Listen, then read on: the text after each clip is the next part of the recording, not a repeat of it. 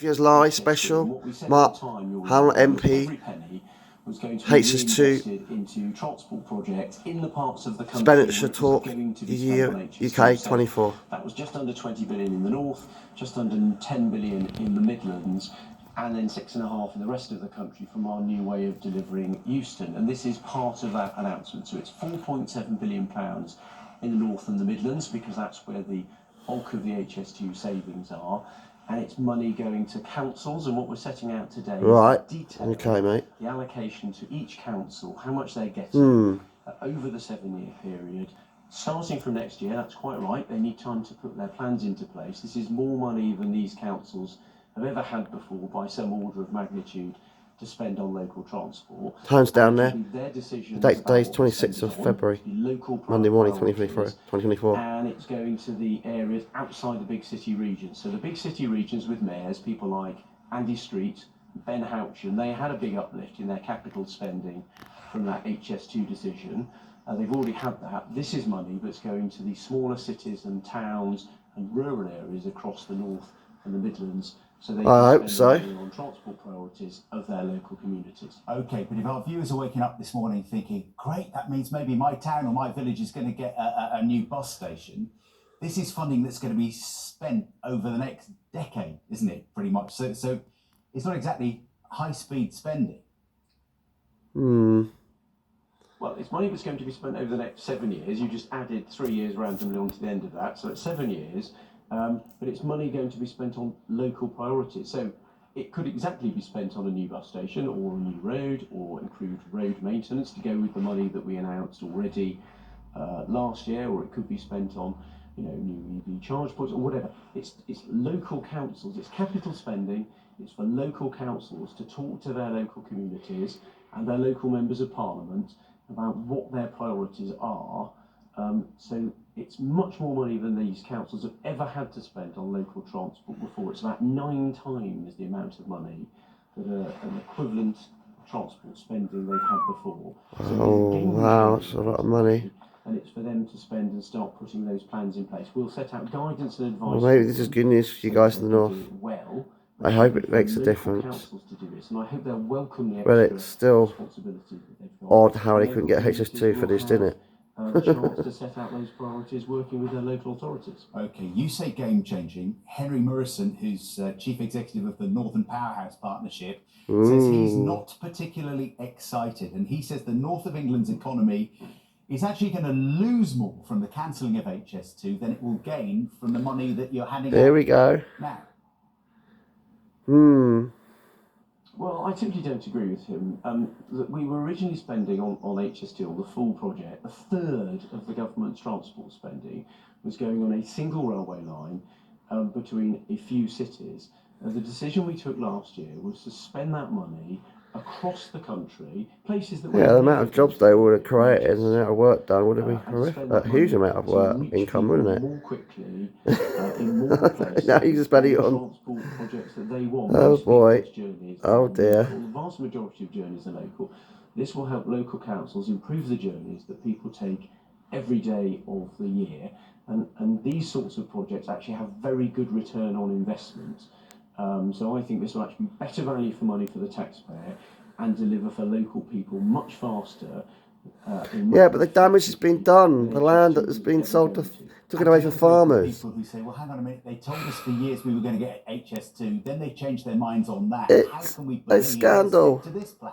This Conservative government, which is Sunak's not doing things right at all. We set out our decision very clearly last year. Not everyone agreed with it, but we set all this land they got for HS2 and oh, what a nightmare. Not spend it Well, for South farmers and people that lost their land. Let alone the Road Dial land. Road Dial, the story was made. That forest destroyed just was railway tracks. That is so sad. We know why we took it. We've set it out clearly.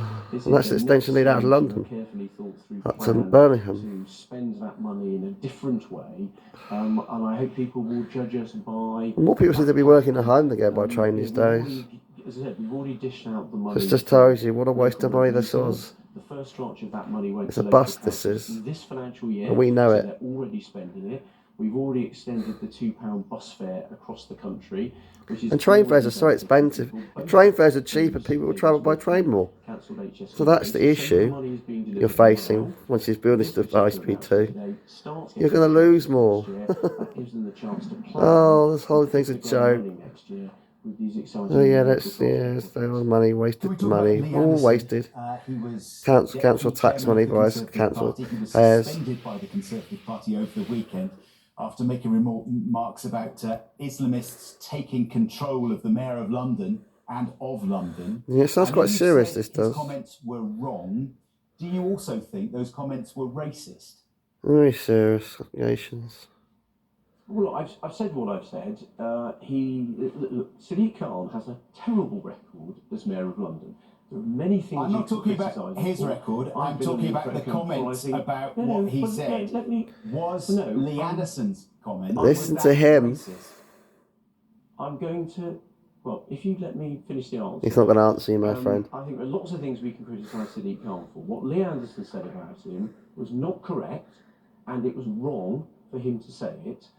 He was given the chance to retract those comments and to apologise for them.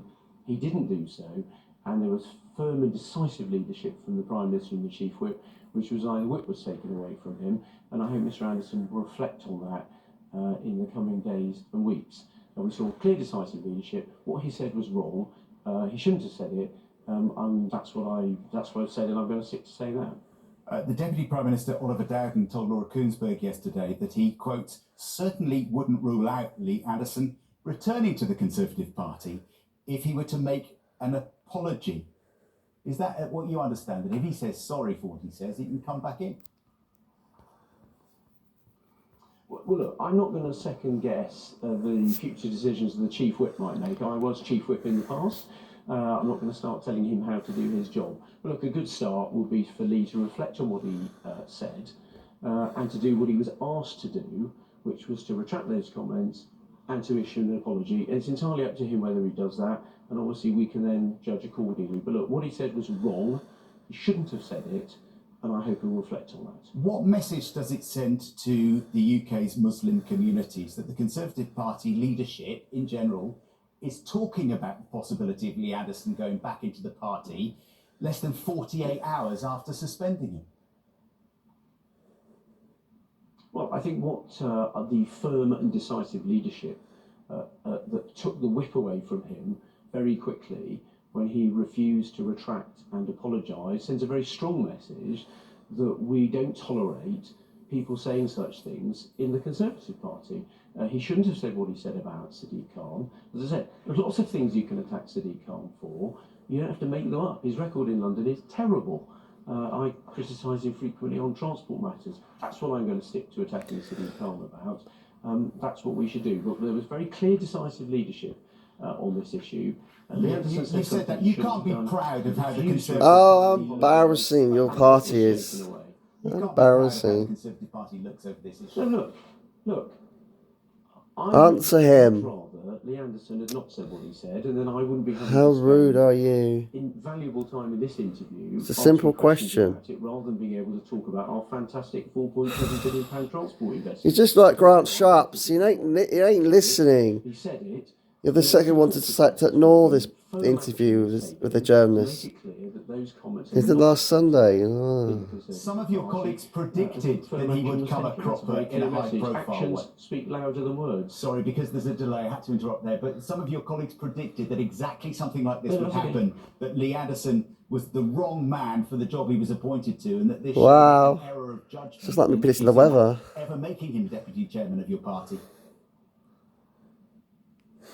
Well, I don't agree, and of course he wasn't deputy. Oh, it's all Game of Thrones with his politics, isn't it? What a load of clowns. Still wrong. They won't tell the truth. Not take Pinocchio lies. I very strongly support that. Mark Harper, we have to leave it there. Thank you very much. Well, line or Pinocchio.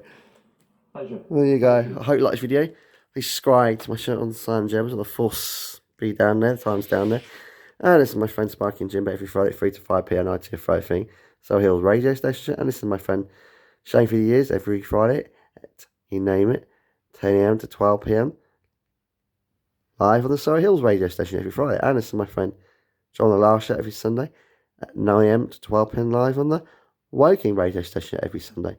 They subscribe to my show on San James. Go play, so try play, smile, be happy. So all Game of Thrones, leave politics, and subscribe to San James, smile, be happy. Spend your opinions in what you think about this interview. Bye, Evan Simon.